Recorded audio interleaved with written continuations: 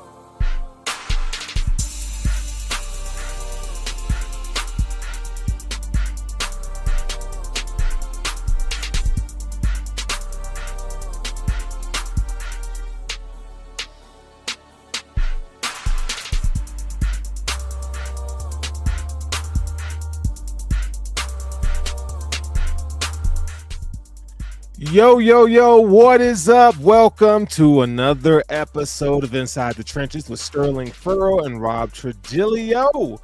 Boy, we got some shit to talk about tonight. Bills beat the Chiefs, and we're just kind of vibing right now. It's a bye week. We're just kicking it old school up in here, man. Rob, what's good with you, dog? My voice is shot. That's what's good with me. Oh, dog, you just sound just depleted of energy. Let me ask you a question though about your voice. Was that because you were shouting from the rooftop Sunday, or was it some other stuff from the boom boom room?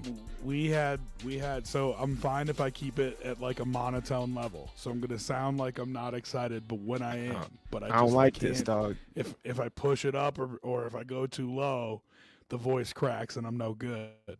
So just know I'm excited even though I don't sound like it. But we had some Chiefs fans in the bar. Oh, yeah. How Standing on the corner, giving the chant, giving the tomahawk. So I had to get on the mic a few times, being that it's my group and I run it. Can't let that happen. Got to stand on business a little bit there. So 10 toes down or what? That's what I'm saying. So I went in there and I said it with my whole chest and my whole voice too, apparently. So wow. But those fellas were out of there before the clocks hit zero. Funny how that happened. Yeah, I won. Yeah. So yeah. Dog, it was one of those. So you were at the bar. I watched it at home alone. Which is dumb. Well, dog, I was on the seat of my pants a lot of that game. It felt great. I didn't, even when the clock hit zero, I was like, oh my God, like, I don't know if I should be excited now. Is there a flag going to come out at any point in time? Like they have their share. But man, dog, the feeling, man, and I'm still, to be honest, I'm still not over it. Like, I'm still excited about the dub. Still excited. It should be a good feeling. But I think with that good feeling, it immediately brings back, at least for me, the dichotomy of what this team is and what this team has been for the Yeah. last 5 years. Oh yeah. Because there have been very high highs. You know, Dallas Thanksgiving, 2020 was that Yep. 21, something like that. Patriots perfect game in the playoffs. Um, Taron Johnson interception, Baltimore Ravens, um, playoffs. You know what I mean? Like there's been the highest of highs, but each of those, every time I can give you a good memory, I can tell you the bad memory that ended it. And so for me, when I don't get me wrong, I've been hyped all weekend, but it like brings into focus how much better you are than that team. Because you are better than that team. And we've been talking about it for weeks. You let a couple games slip at the beginning of the season when you were finding Mm-hmm. yourself, and it's coming back to haunt you a little bit. They haven't, but you are a better team than they are. Right. I Yep. really truly believe that. And I think it played out on Sunday like that. Yeah, it did play out like that. And we talked Hold about. the better team won, right? Yeah. Right? Yeah, and I even said on our Sunday morning show, I said I feel like the Bills are the better team on paper, you know? And they proved that to be true. I mean, listen, for me personally, my whole thing was I wanted this to be a game where I felt like Sean McDermott had an impact in the game. Like he did a really good job coaching the team, and I felt like he did. Sean had a really, really good game plan going in this game, and you saw it, man. Like, I'm not taking nothing away from the offense and Josh Allen. I'm just putting that aside. But like, typically in these high pressure moments, one of the two seems to not play up to the standard, and typically it's the defense. And this week, Sean McDermott, Bobby Babich, and that defense lived up to what we thought or what we knew that they were capable of being. And that, to me, when you look at everything on the film and everything on paper, it's like that's what I needed to see. What the resolve was. What did it look like in high pressure situations?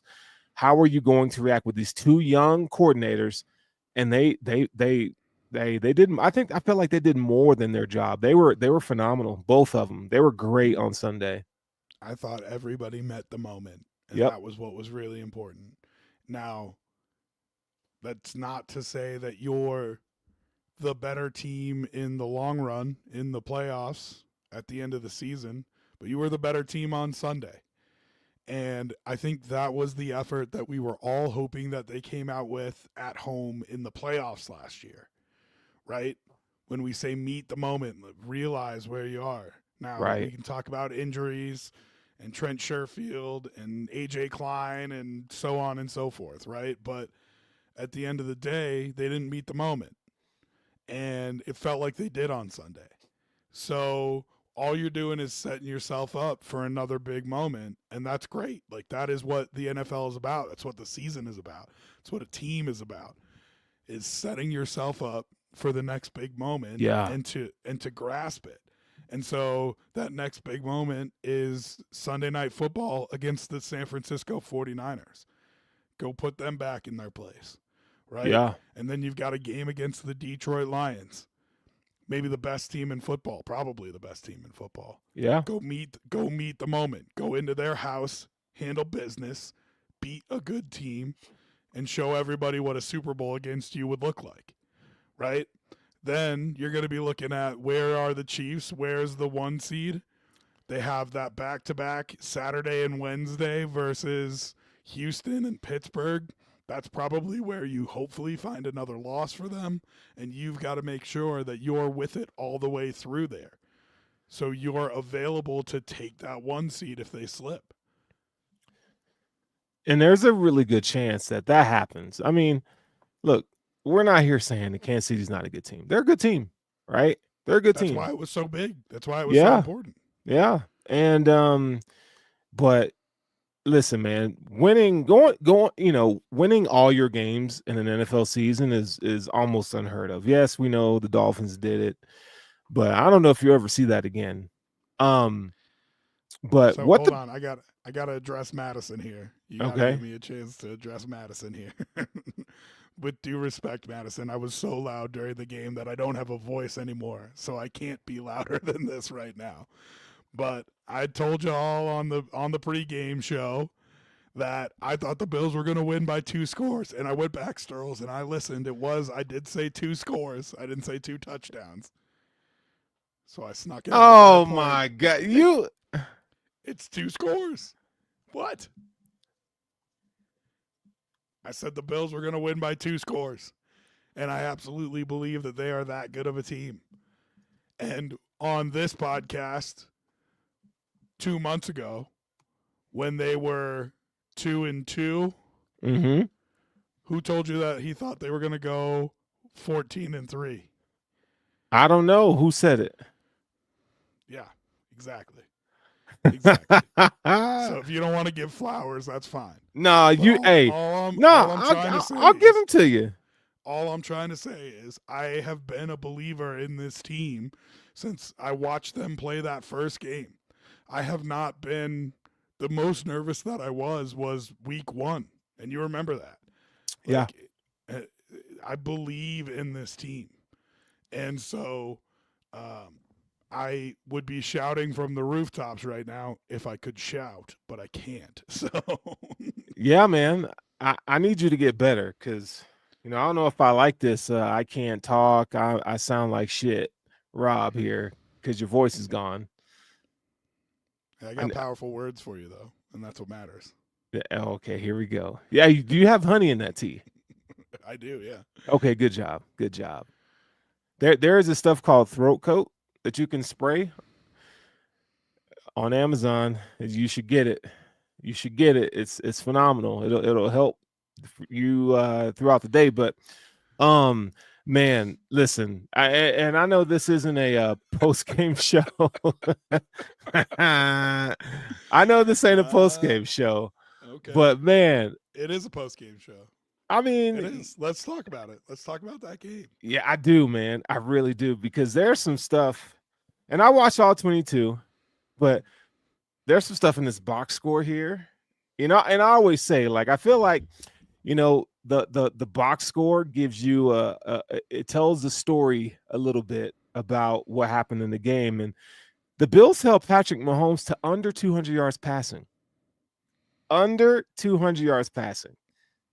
That to me, that's a win, dude. That is impressive.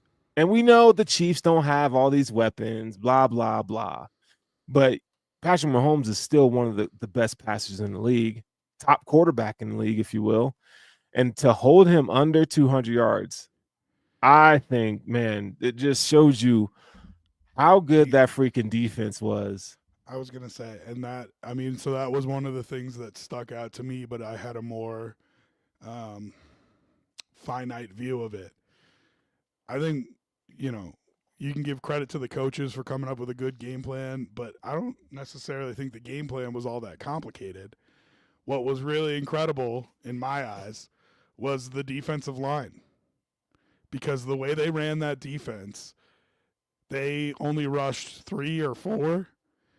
They put a spy in there a couple times, Mm-hmm. and they covered on the back end, and they said, Von Miller, Greg Rousseau, and Ed Oliver, I want you to win your one-on-ones. And you know what they did? They They won. did.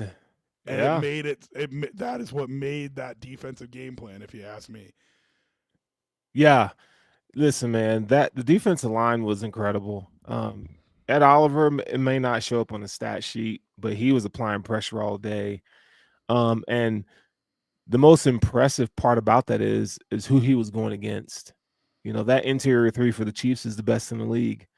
And they felt Ed Oliver on every single snap, man. And it was beautiful to see because we don't usually see Ed and the defensive line show up in those big games like that. And they did. But it all goes back I to I hate when You talk like that all the time. It's And true. like, look, stop. You're telling me Stop. How did they win their last game in Arrowhead? You tell me right now. Josh Allen and The final score was like 19-17. Josh How did they Allen. win? How did they win the game before that in Arrowhead? It wasn't because of the defensive line, buddy. Yes, Von Miller No, pressures Patrick Mahomes into an interception for Taron Johnson. Get out. That's what sealed the game. in these high pressure How about moments. Greg Rousseau reaching up, tipping a ball, and intercepting it? It wasn't because of the D line. Get out of here. That's Get not out. why they won the game. I'm sorry, buddy. That's not why they won the game. I'm telling you, dog. You just love. But I'm referring mostly. You love to shit on the D line. I do. Yeah, and you know what? And I will get more toilet paper, and I will continually shit on the defensive line until. You need to give Vaughn flowers today. You need to give Ed flowers. Well, today. first of all, you need to give Groot flowers today. Those three guys earn their money, and all you ever say is that they don't show up for big games. And what happened? Don't. What happened? Especially in the playoffs, they don't. What happened? They showed up this week. I told you they. I just told you. I said get out the credit card and buy them their goddamn flowers. Nope. Yes. I just told you. I came here telling you, yo, the defensive line played great. The defensive, but typically they don't meet. They don't pressure him enough. But they did on Sunday, and that's why I'm telling you that it was phenomenal. So if you would allow me, was even because of the defensive line. Yeah, they won. I'm telling you, the defense and Sean, they won. He went outside the pocket. Bernard was the spy, and he was able to get phenomenal. There and get him for a sack. Yeah, you're arguing a point that I'm agreeing with you about this game. I already told you. I love what the defensive line did. The only person that I didn't like in this game was Daquan. Well, he's been all season. Yeah, it's been all season. And Ed hasn't been great this season either. I disagree with that. I don't think I've had a single good game from Daquan. I haven't had enough good games from Ed. There you go. I don't think I've had a single good game from Daquan. Which is tough because you and I were on the pay that man his money train. Yeah. You know what I mean? I don't know what it is with Daquan this year. Man. It just you just don't see the same, at the point of attack. It's just not consistent. Just not consistent this year. When you only have so much money to spend, it's really tough. Yeah, it's tough. It's tough. But Ed was phenomenal, man. Ed Oliver was great. Ed was Rousseau was phenomenal. Vaughn was phenomenal. Man, the discipline in his rush lanes was great. Like, and you don't typically. I mean, well, he's been much better at that this season than he has been in the past in his career.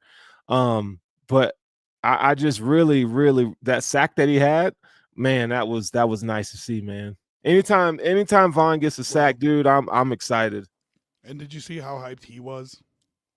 Yeah, is important. You know what I mean? I think he's starting to feel it a little bit. Like it goes a long way for the coming defense. Back. Well, his legs are coming back. You know, there's a question as to last year if at any point he was 100%. He looked better in the Chiefs playoff game, but not great. He looked pretty good a couple games early in the season.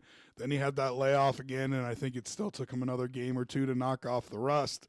But if he starts feeling himself down the stretch here, it could be good, man. Could be good. Yeah. You see the burst coming back into his rush plan. You see the timing, in counter moves. You're starting to see all that stuff come back. And it's showing up on tape. And it looks great, man. Rousseau, dude, he's just a monster. Rousseau is a freaking animal. Yeah, I was hoping I can't remember who was talking noise about him on this podcast a couple months back. But we've been killing him for like a month now because he's been playing. Oh, yeah, I forgot that guy. Yeah. And guess what? He played great again. Yeah. Rousseau was phenomenal. And he's not only their best. Well, I don't even know if he's their best pass rusher, but he's close. I think he is. He might be. I wouldn't argue it. Let's put it that way. Not only is he their best pass rusher, he's also their best run defender. Yeah, he's probably the best run defender in the league. Top 3 at least. at that position is what you're getting at. Yes. I don't know. I mean, there's a lot of guys who are specialty rush defensive ends, or not rush, like running play defensive ends, running defensive ends. Guys like Shaq Lawson, right, who are not heroes when it comes to the defensive end position, but you sign them because you need a guy to stuff the run.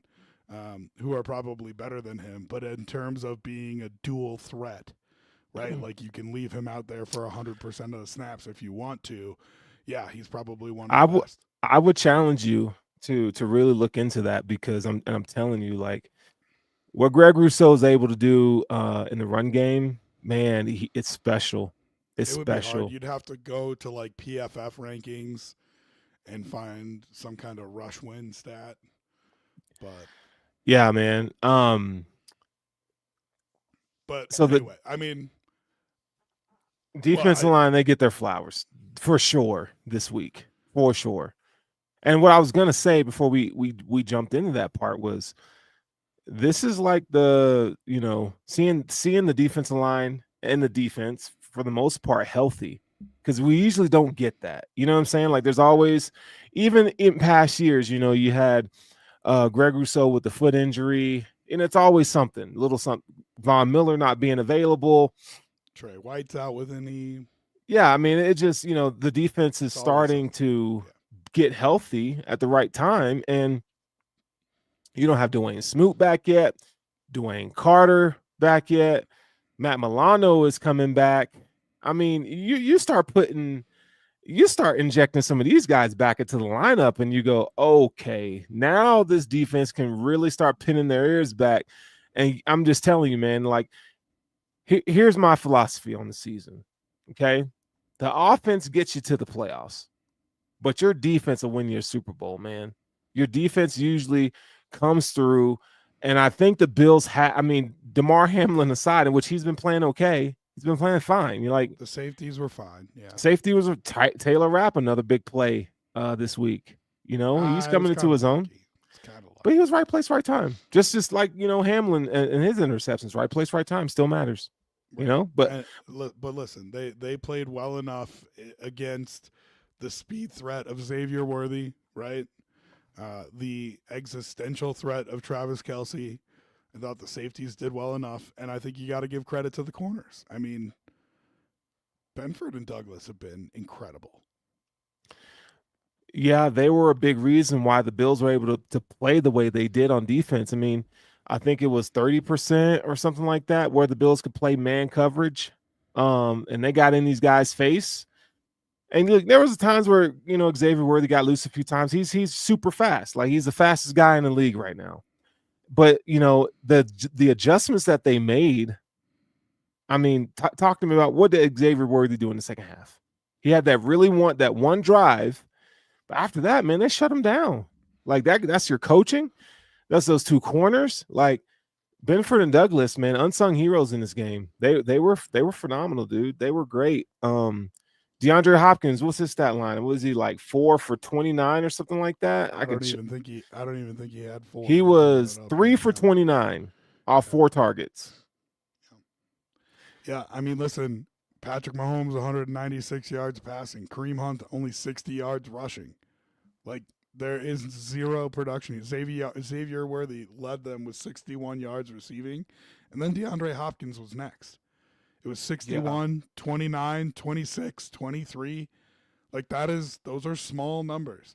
If you don't turn the ball over and have that big return, that 4th down interception, which I don't mind him throwing the interception, right? It's 4th down, toss it up. But if you don't get that big return, they probably only put up 14 points. Yeah. That's how good your defense was. Yeah, man. I mean, listen, you held the Chiefs to 7 points in the second half. I mean, come on, man. This coaching staff, they really did it in, man. And Travis Kelce, 2 for 8, bro. 2 for 8 on 4 targets. They shut him down. Well, and he looks different, man. But he's been so good this season. He's been good. Oh, I don't think so. He's been good. He's been putting up stats. I don't think so. putting up stats does not equal good. Dude, in that offense with the lack of weapons that they have, yeah, man, he Travis has been Well, good this season. well, we can disagree on that, but what I bet we're going to agree on is there's a Okay, man wearing there's a hold, man wearing number 43 that affected that. hold on. Tell me this: 62 receptions, 500 yards, 2 touchdowns. That's pretty good. Is Sounds it like not, a Dawson Knox stat line. bro? Dawson Knox ain't never had 60 receptions in a season. Granted, that sounds like a Dawson Knox stat line for a whole season, but it still sounds like and we're talking about Travis Kelsey, so you know. Oh man, see how much of a hater you are. Oh, I listen. I think he looks different, man. I think he looks slower. I don't think he looks as crisp in and out of routes. Like he is not as terrifying. Now that doesn't mean that he's ineffective, but he just. I don't think he's. I don't think he's. You know, I'm hesitating to say it, but I think we're getting to the point where you start talking about has he lost a step? I mean, look, he's an older tight end. Like yeah, I'm sure he's lost a step, but he just knows how to be. He knows how to be effective with what he has. I mean, he's Well, still and what route do you need? running and finding What do space you in zones. That's what he's good at. and what do you need to counter that? You need a linebacker with coverage Terrell Bernard. ability. Yeah, And yeah. the Bills have that. And they're about to get And a second Terrell Bernard and Matt Milano. and he ate him alive. Well, don't you diss Matt Milano like that. Terrell Bernard is the second Matt Milano, not the other way around. Okay. Now, well, you know what I mean.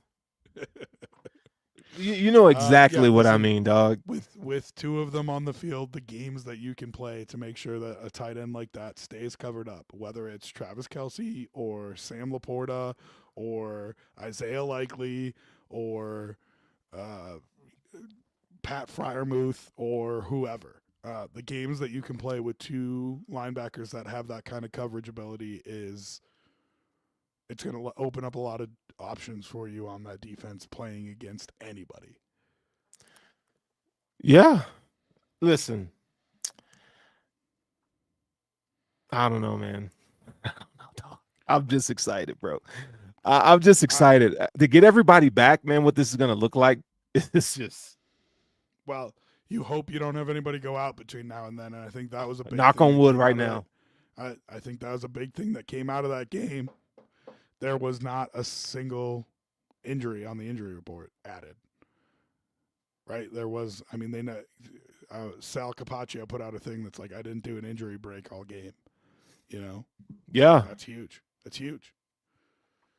So dog. you if you can keep the rest of that unit healthy, you know, it's I mean, that defense is looking mean. Yeah, man. I can't wait to see what Milano looks like back in his defense. I cannot wait. I cannot wait. He's so good.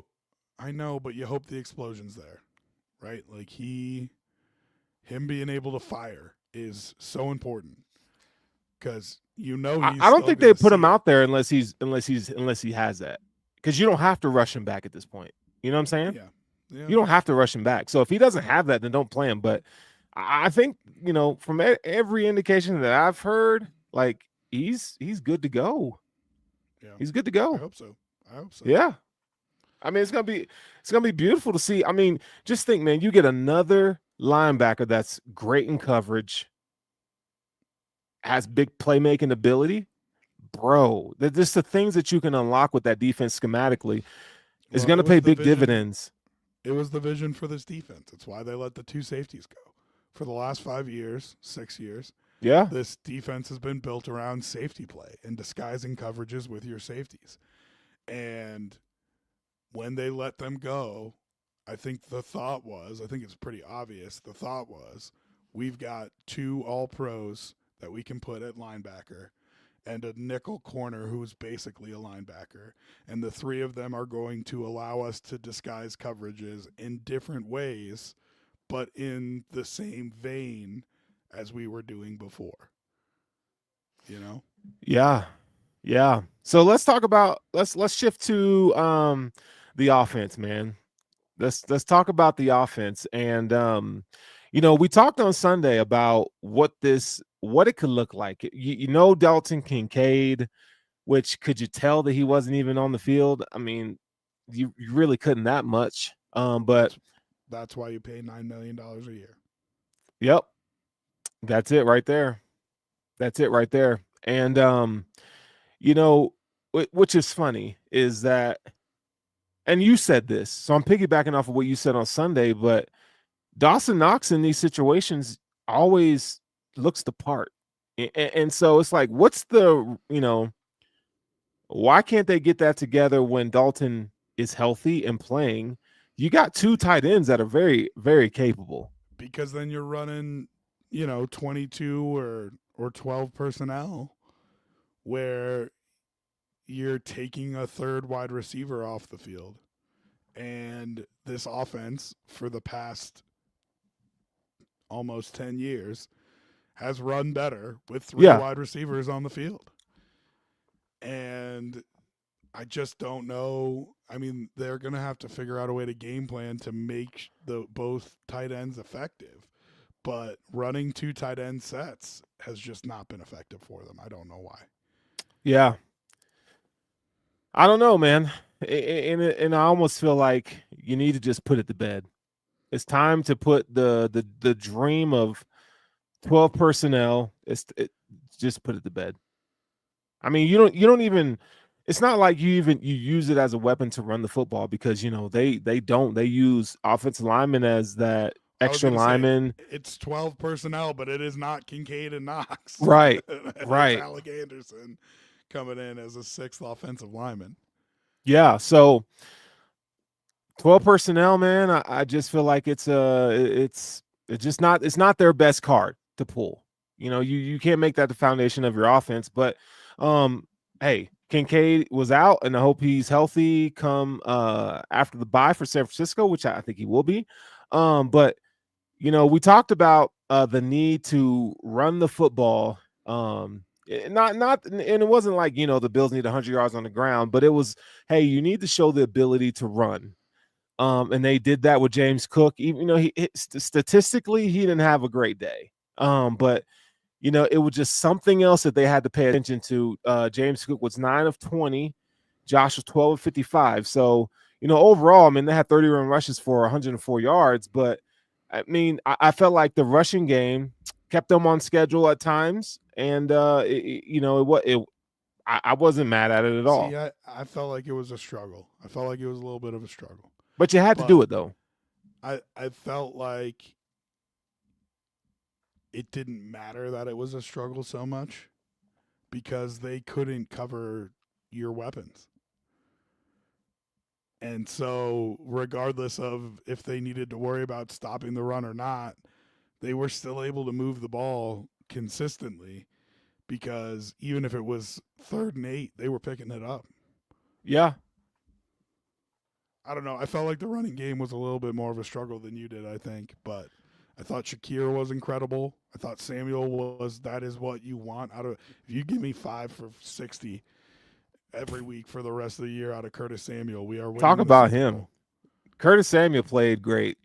That's 2 weeks in a row.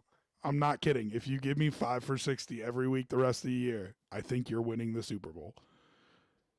I'm dead serious. Like, that is all you need from him. I mean, 5 for 60 in addition to everybody else doing their job. Everybody Shakir, else doing their job. 70, yeah. Right? Yeah. Hey man, Amari Cooper, 2 big catches. So this is something that I wanted to point out. I was going to save it till the end, but we can bring it up now. Amari Cooper made 2 catches. He had 55 yards, right? So they were 2 bombs. Do you know what those 2 plays were? That was Trent Sherfield in the playoff game. Oh, yeah. It was those 2 drops. Now, were they perfect throws to Sherfield? No, they weren't perfect throws to Cooper. But you got to come down with those balls, man. But it was the difference in the game. And I truly believe those 2 catches from Cooper were the difference in the game. I mean, that is him making those plays. I think one was on a third down and one was a shot play to get into the red zone from Yeah. like midfield. But like those two plays, like if Sherfield comes down with those two balls in that playoff game, you win that playoff game.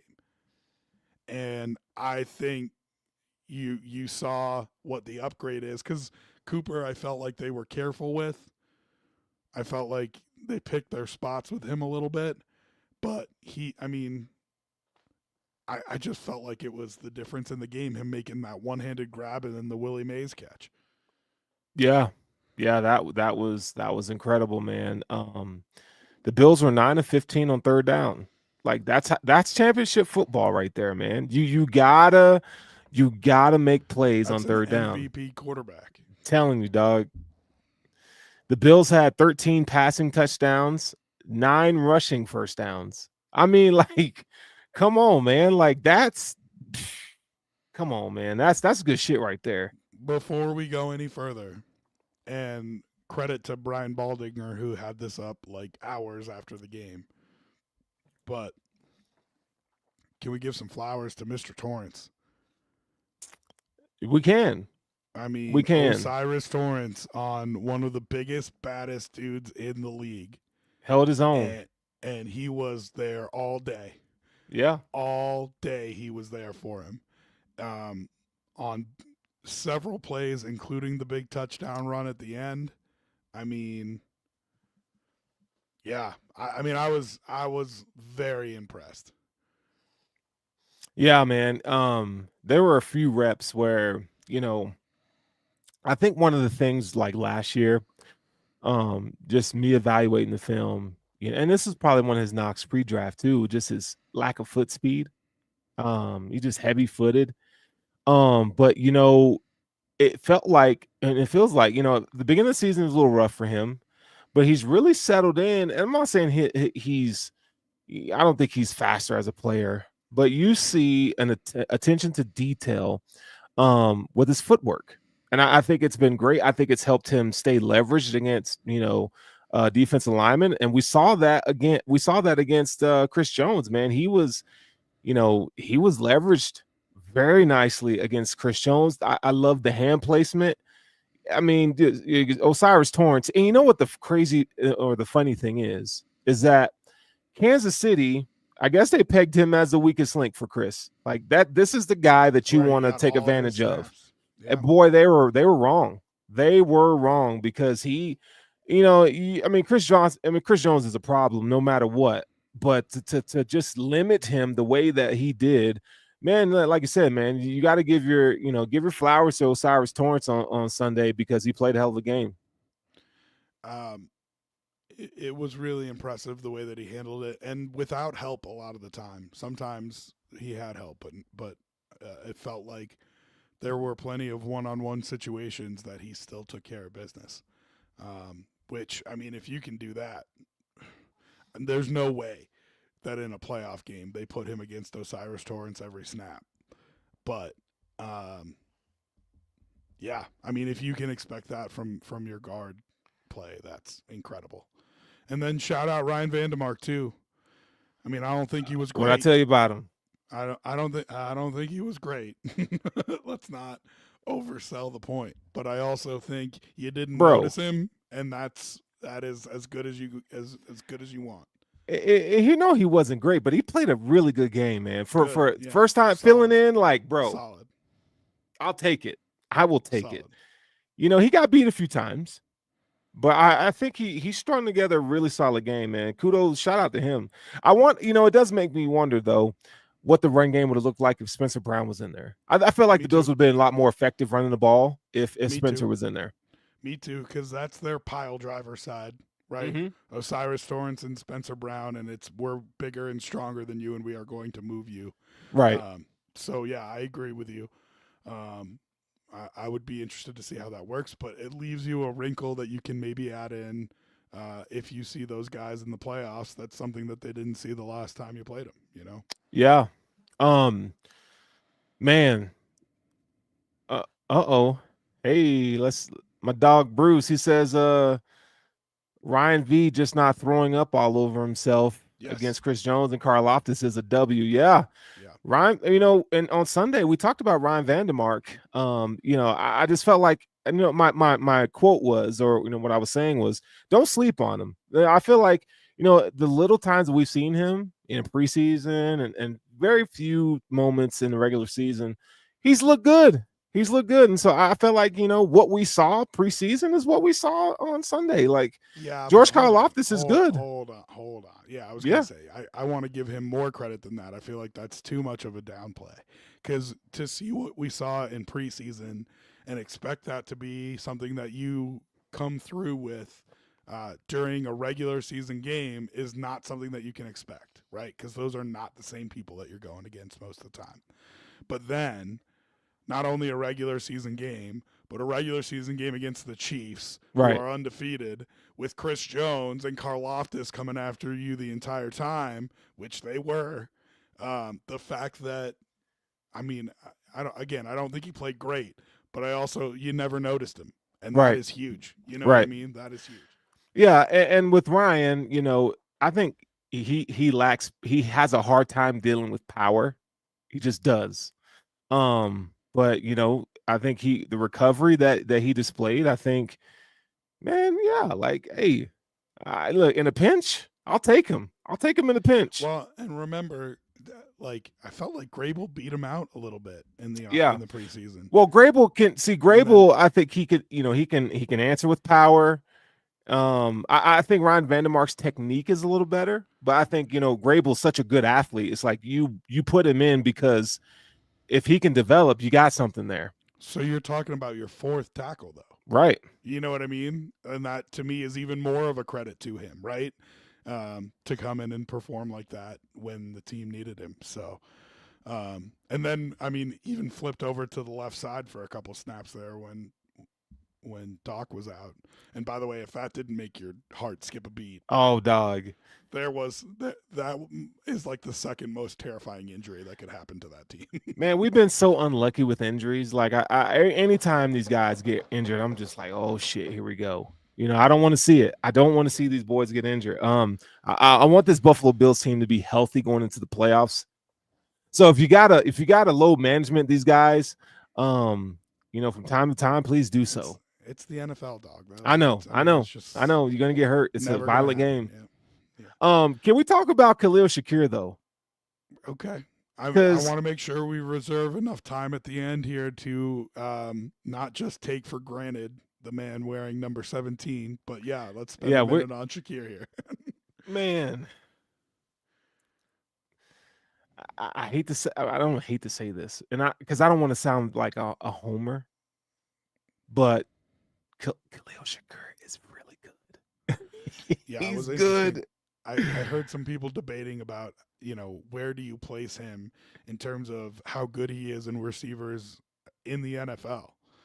And jokingly in my head, I said, well, if you looked at some of the advanced stats, like how many his catch percentage Yeah, and stuff like that, right. like guess Easy, what? Number one. easy pickings, right? Easy but pickings. but obviously he's not the number one wide receiver in the league. But I just, when I was really thinking about it, I thought to myself, how many teams have a better guy than Khalil Shakir? At And I think slot. just in general. And well, hey now. I think there's 15 to 20 teams that have one guy that's better than Khalil Shakir. And then I think there's 5 to 10 teams that have a second guy that's also better than Khalil Shakir. But I think he's comfortably put himself into the top 32 of NFL wide receivers, which by definition makes you a number one wide receiver, doesn't it? I mean, by definition, yes. But it's like I would even go as far as to say like top 25 I would probably put him in. yeah, I mean, he's trending in that direction. Man, just the thing about Khalil that has really impressed me this year, his football IQ. I mean, you see him and Josh on the same page. And like, what we have it to compare to is Cole Beasley. Now, these players are not the same, but the chemistry that they're developing, third down, you saw Josh look to Khalil a lot. in this game and through the season. And it's like, if there's one guy on this team that you know that you can depend on third down, it's Khalil, because he is what he's able to do is find soft spots in the zone, or he's able to, you know, display multiple speeds It's at the not even top of the stem. It's just beautiful, bro. It's just the beautiful. and those things are all really solid. But what you can't compare, like the thing that you can't quantify, is his ability to, after he gets the ball in his hand, find that little sliver of open Oh, we haven't even space got to that part and yet. turn it into 10 yards instead of 2. His contact balance is great. His hands are great. He's great coming out of stems. All that's true. But it's like a Fred Jackson thing, right? Oh yeah. That knack to find that, just that little sliver to make you get that extra 3 to 5 yards and pick up that first down. Man, it is incredible. And Bruce says a Shakir diet sun god, a Monra with 0 calories. If that's what he is, I'm drinking that all the With time, bro. with no sugar, I think is a better analogy, right? I'm drinking that it's every single it's time. it's not the calories, it's the sugar. Because I don't know if you've heard Amon Ra get loud sometimes, but he likes to talk. Hey, Shakir's not that guy. my dog Mook says KC will slip up again and Bills will be in the driver's seat. And he's right, because I mean, how many close games have the Chiefs been in this year? Oh, Close games, could Denver have just executed a field bro. goal? I know. Please, Hurts my God. soul. Please, God. Hurts my soul. Oh, But hey, it was the first thing I thought when those clocks hit 0. If Denver could have just executed a damn field goal, do me a favor. Can you you would pull be up in the 1 seed. Can you pull up KC's schedule? And I'll finish on Shakir real Yeah, quick. but I have it memorized, and I can Oh, tell you you where do? their 2 losses are coming. But yeah, I love it. I love it. What I was gonna say about Shakir, they we talk about how Khalil, gets his targets, at or behind the line of scrimmage, right? Um, but man, you watch the film and there's more meat on the bone. Like that, you can use this dude so much more than you do. And I I'm cool think. with how they're using him, but I'm telling you, man, rely on this guy more. Like I need But him to get like 10 targets a game. we talked about it in the preseason though, and I think it's an important point. You need a threat on the outside to really unlock him. Sure. Right, And right. I think that was missing a little bit through the first part of the season. I think that was why. Listen, there were the times where it was everybody eats, and when that offense is going good, it's going good. But I think to really unlock his full potential, you need a guy like Amari Cooper or Steph Diggs on the outside, Yes. and then you turn him Yes. into an animal. Yeah. So, You, all right, you want the definitely schedule do. here? Yeah, go ahead. All right, so their next 2 are at Carolina and versus Las Vegas on Black Friday. Probably 2 Wins. wins there, right? Then you've got versus the Chargers in Arrowhead. Okay. It'll be interesting, I but I think don't think I they think lose they can that lose. I one. think they can lose that one. I don't think they lose that one. Hey man, Chargers looking good. And that's a Sunday night game, by the way. Ugh, I don't Um, like that. then they're at Cleveland. Loss. That's No probably a win. win. They'll win. They'll be I Cleveland. was My gonna say bad. at Sorry. Cleveland. Yo. Here's the interesting part. So Christmas is on a Wednesday this year, Uh-huh. but the NFL was not going to abandon playing on Christmas Day. So they play Saturday, the week before Christmas. So you get a short week, right? Only 1 day, but you get a short week versus Houston and Arrowhead Win. on a Saturday. And then you turn around and play on Wednesday like it's a Thursday night football game with 4 Love it. days rest, Love it. going to Pittsburgh Love to it. play the Steelers, who are going to need that game in an NFC North race. That's the one that they're going to lose. No doubt in my mind. I don't know about I'm that. picking them to lose that game. I don't know about that. And Because then to back it up, so then they're on a mini bye, right? uh-huh. Because they're playing on Wednesday. And this is what your boy was saying. They got to see Denver in Denver. They'll be on the last weekend of the season. They'll be in Denver. And I think Denver's going to need that game for a wild card spot. So Denver's, I think, going to be highly motivated to win that football game, especially after what happened earlier that year. I think that's probably where you get the 2 losses. Yeah, I mean they can. I think they lose against to the Chargers. I think the Broncos can get them. I'm not sure the Steelers, just that matchup. I'm just not too confident in that matchup with the I Steelers. gotta That be. I know we're talking about Patrick Mahomes, but I gotta be completely honest with you. don't I say it. think I know this. what you're I gonna say. I think the Steelers and Chiefs are really similar football teams right They now. are. They They are. are. Every once in a while, you can get a big play, deep shot, something like that. Your quarterback can run a little bit, and for the Steelers, that's two different guys that do those two things. But you could run a package with Fields and a package with Wilson and get your deep shots, and you're running the ball. But they're teams that play real good defense and don't take too many chances. And so I think the Steelers are a good team to. I think it's going to be an AFC North game. I think it's going to be 16-18 like this game versus the Ravens was when the Steelers play the Chiefs. But I could be wrong. No, I mean, I just don't think the matchup necessarily favors the Steelers. I think that game comes down to coaching big time, between Tomlin and Andy Reid. It's what's going to come down to, because I mean, like I feel like the Steelers, they have a little bit of speed. Not, I mean, we're not talking George Pickens, but they got a little bit where they can exploit some matchups there. But if TJ Watt's got to dominate that game for the Chiefs to Yeah. win, he's got to Yep. dominate that game, right? But the Chiefs tackles have not been good. No, they haven't. So No, that's who you would hope. Him and Highsmith just eat if you, that yeah, day. yeah. Make sure you go out and follow Mookie Hawkins at Wufo Sports. Excuse me, my dog Bruce Nolan at the Bruce Exclusive. Richard Rush says I'm our toughest can I game is it. Go ahead, can I just tell you that I'm honored that Bruce Nolan is in our podcast right now? dude. Bruce is always there. He just don't say nothing. I mean, I'm just saying, I'm new to this Bills influencer circle here. So I normally watch podcasts with Bruce Nolan. He doesn't watch podcasts with me, so I'm honored he's here. Well, I'll get him on the show with us, and you can meet him. You can go ahead and meet him. Now you won't be able to see him, but you'll Yeah, you'll get to talk to him. Bruce is good I people. mean, yeah. Well, I appreciate that. Okay. Do you want to talk about the Bills schedule? Or you want to talk about 17? Let's let. I think it's only fair that we talk about 17, and then we can do the bill schedule as we get out of here. Yeah, You tell me, dog. yeah. It's Let, your let's show. let's let's do Josh Allen, man. And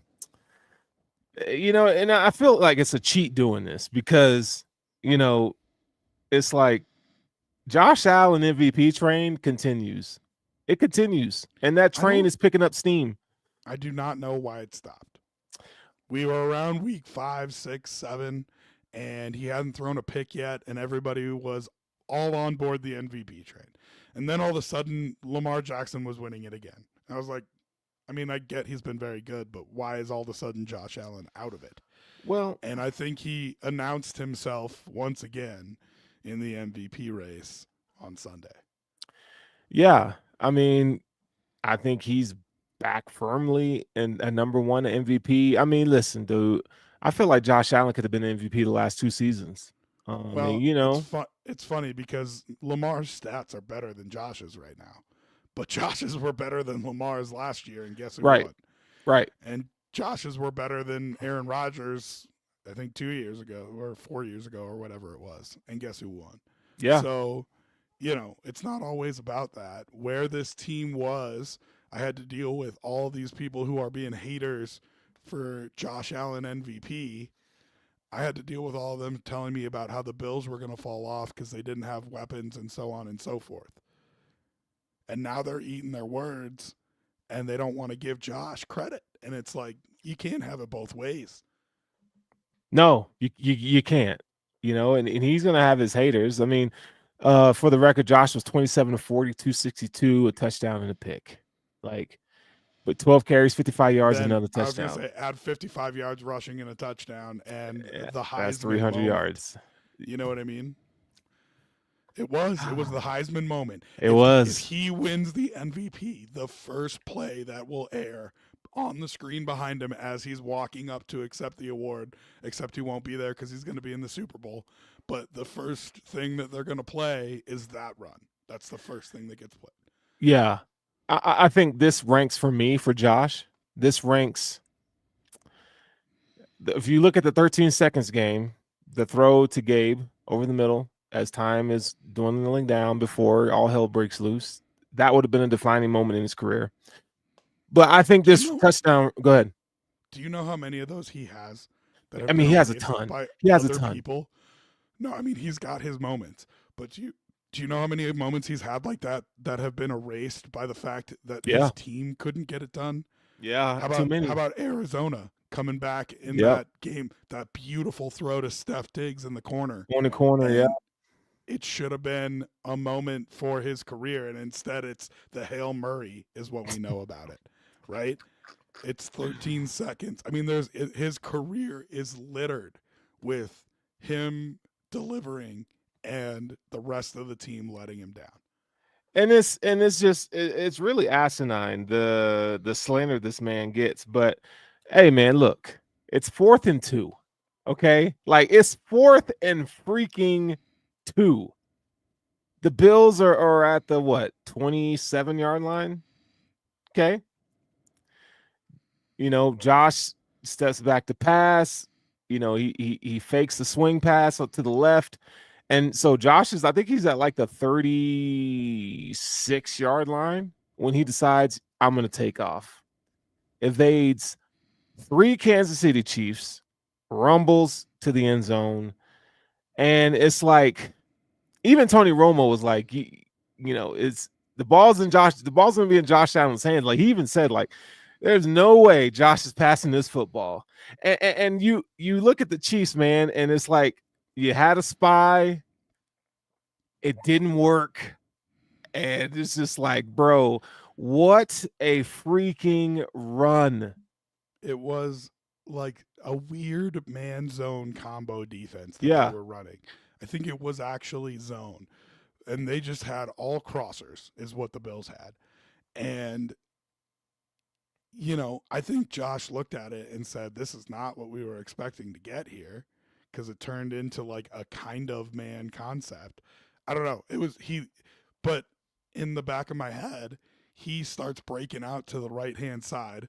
Karlaftis rushes too far up the field, and give Vandermark credit for helping him carry that way. You know what I mean? And there's an instant where Josh kind of flattens a little bit when he's getting close to the line of scrimmage.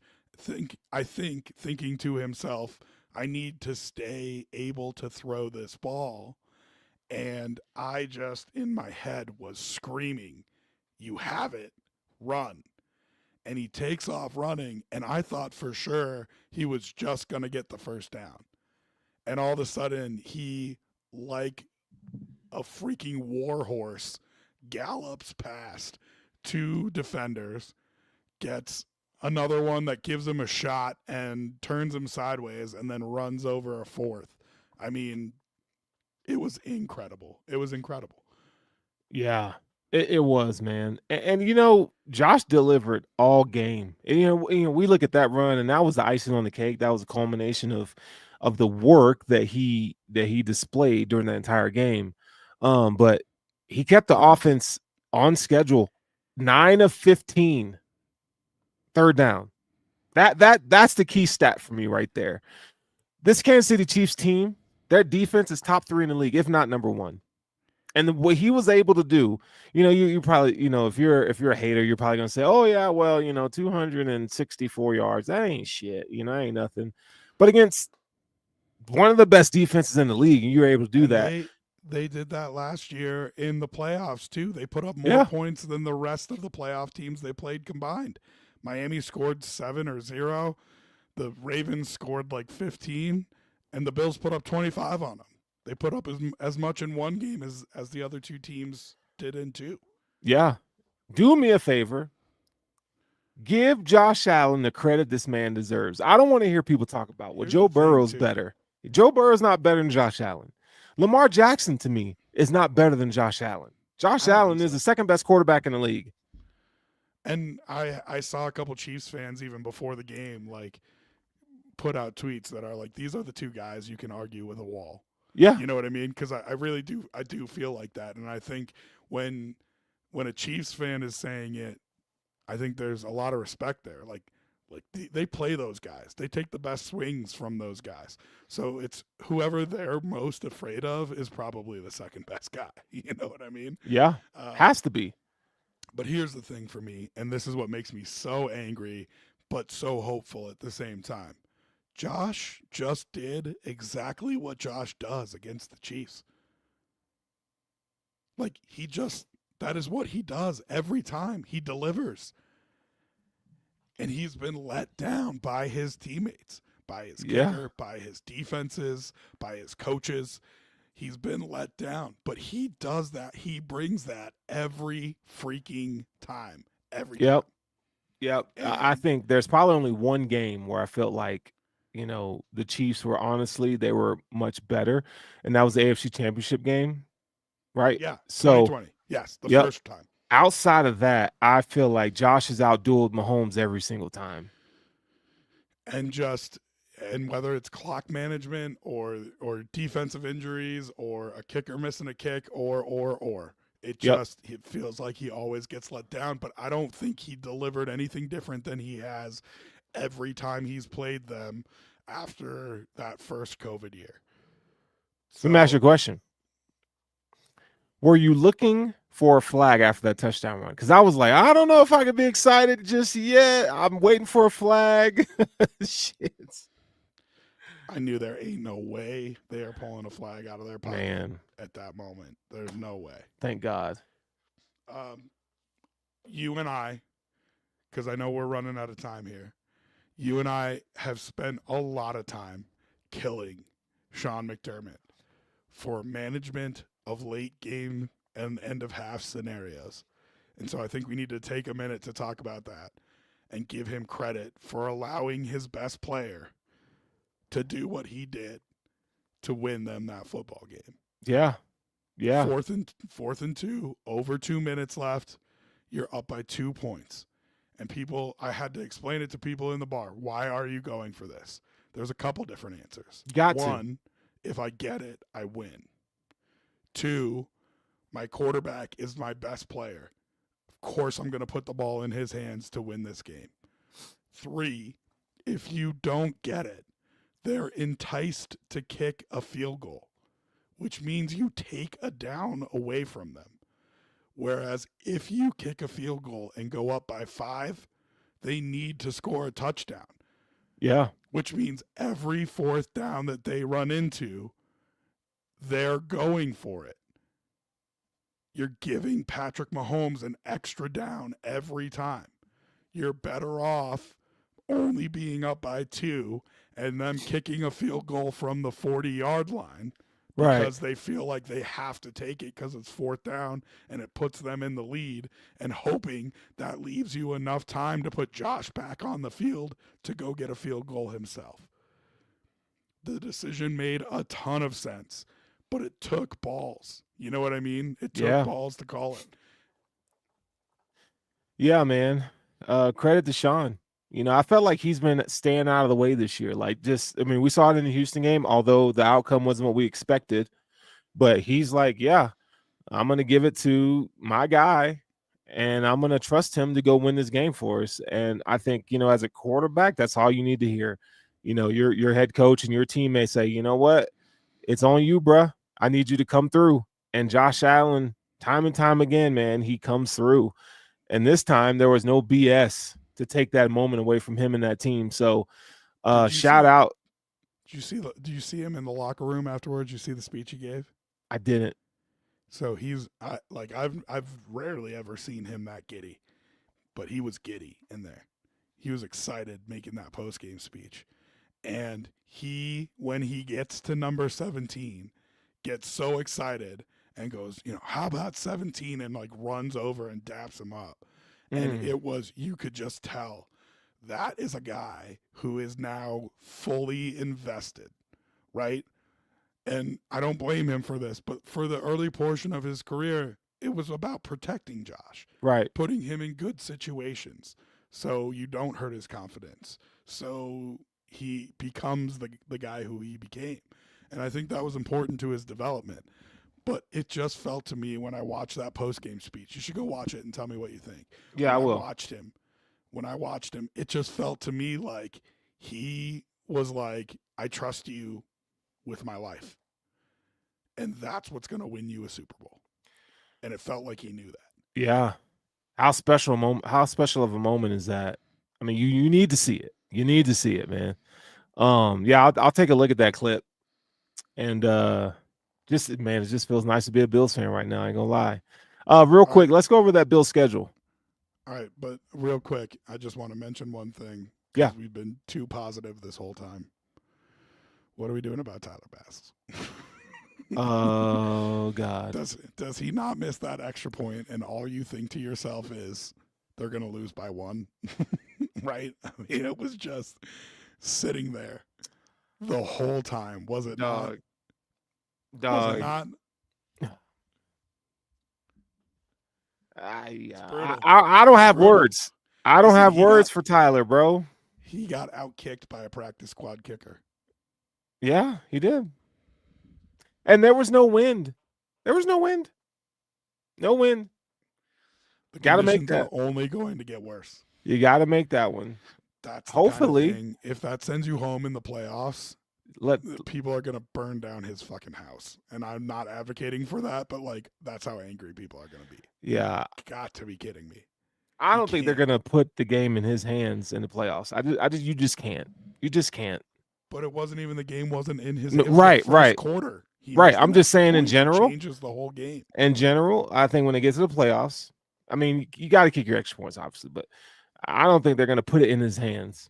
If it's a high pressure situation, I don't know if you can confidently say, yeah, dude, I need you to go out there and kick this ball to get 3 points. It's tough, man. And you look at the Miami game and you go, okay, man, let that be. I thought that was the one that, is going to bring you back. Me too. But I guess we'll wait and see another week, man. It's Jekyll and Hyde for him right now. I do think this is his last year as a Buffalo Bill. I do think that. I don't remember where the out is in that clause. Well, you better find it. You better figure it out.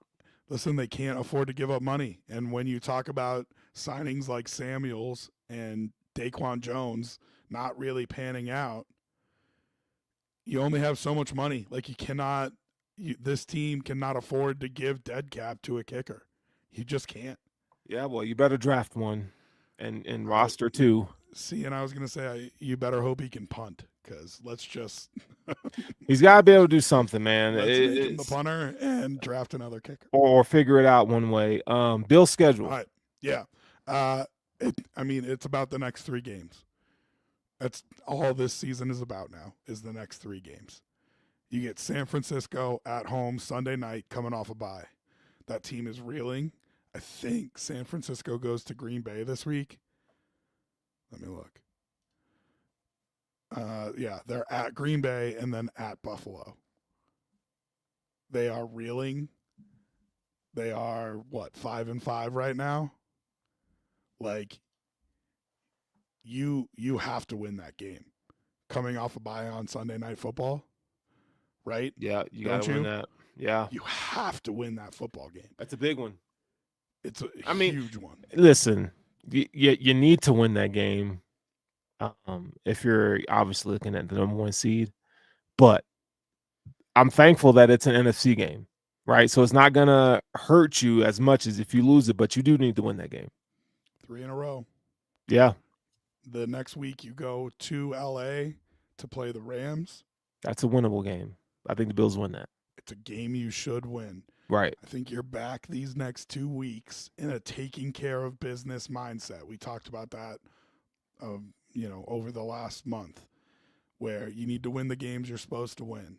And I think you're supposed to win that San Francisco game, and I think you're supposed to win that Rams game. You need to win the games you're supposed to win.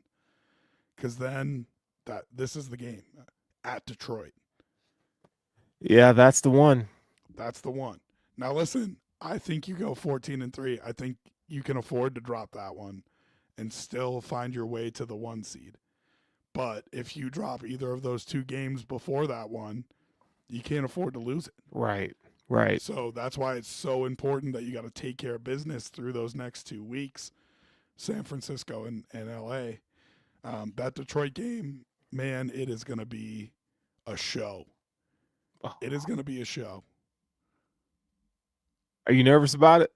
No. I'm not either. Oh, I don't know. I don't know if I believe you. Detroit's beatable. They're beatable, man. Like, they're killing everybody. You're not going to kill Buffalo. Like, you're not going to just put up all those points on the Bills. I'm sorry. Yeah, I was going to say, look at the teams who they've been doing that to. The Bills are not that. Yeah. Right? Yes, they've been getting fat and happy, but it's been Jacksonville, Tennessee, and then they played close games with Green Bay, Houston, and Minnesota. So, listen, I think that's a really good football team. Don't get me wrong.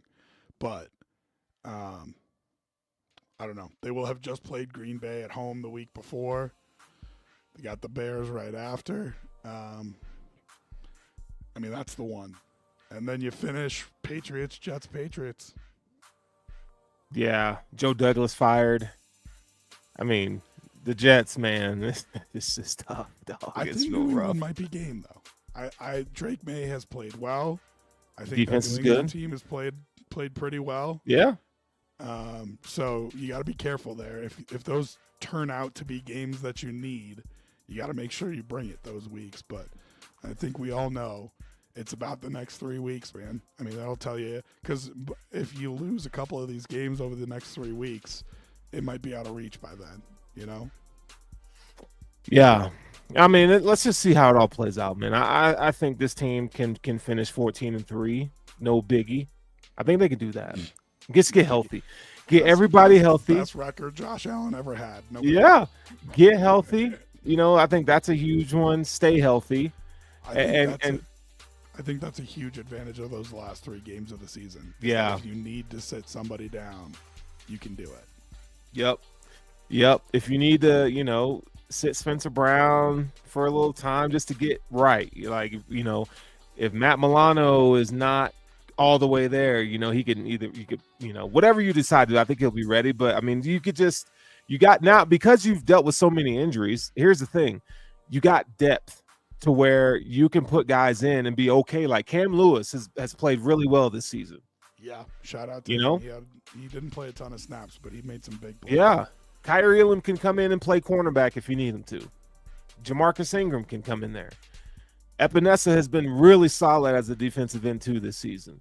So because of the injuries, the Bills have shown the ability to use their depth, and I think those are the kind of things that are going to make you a really good team in the playoffs. I experienced this myself watching the Michigan Wolverines last year. They had depth everywhere, and it shows itself in the greatest times, man, and you just need it. And if NFL, you need it. And so let's just hope for the best. Let's hope these guys get healthy, stay healthy, and let's just ride this story out, man, because it's so much freaking fun to see all these things happening. The Bills off to their best record since 1992.